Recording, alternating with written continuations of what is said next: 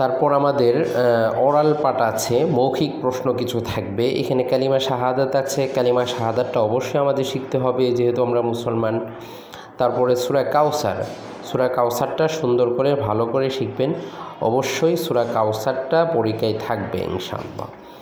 তারপর আরেকটা প্রশ্ন থাকবে, এখানে অজুর ফরজ আছে, অজুর ফরজ 4টি আমরা জানি, এই অজুর ফরজ 4টা পরীক্ষায় আসতে পারে, সবাই ভালো করে শিখে নেবেন। তারপর আল্লাহর নাম আছে এখানে 6 থেকে 10 পর্যন্ত 5টা নাম আছে।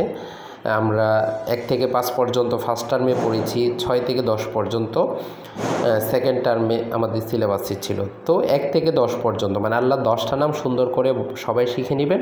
হয়তো 10টা থাকবে না, প্রশ্নের মধ্যে থাকতে পারে যে আল্লাহর 4টা নাম বলেন, আল্লাহ 5টা নাম বলেন, তখন বলতে হবে।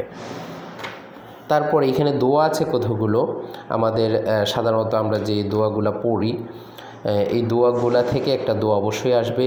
বিশেষ করে আমাদের যখন what do you say when we leave our friend, আমাদের বাসায় যখন কোনো ফ্রেন্ড অথবা কোনো গেস্ট আসে বেড়াতে, তাদেরকে যখন আমরা বিদায় জানাবো তখন কি বলবো, এই দোয়াটা হলো ফি আমানিল্লাহ বলতে হবে।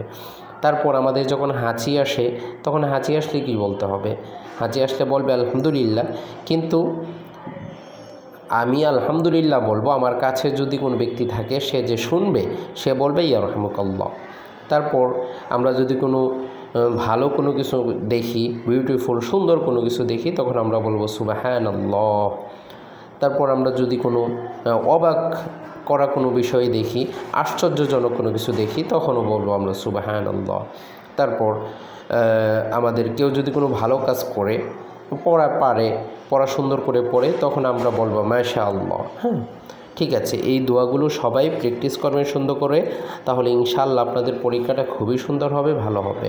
আমি দোয়া করি যেন আপনাদের পরীক্ষা অনেক সুন্দর হয়, অনেক ভালো হয়, অনেক ভালো রেজাল্ট করেন। আসসালামু আলাইকুম।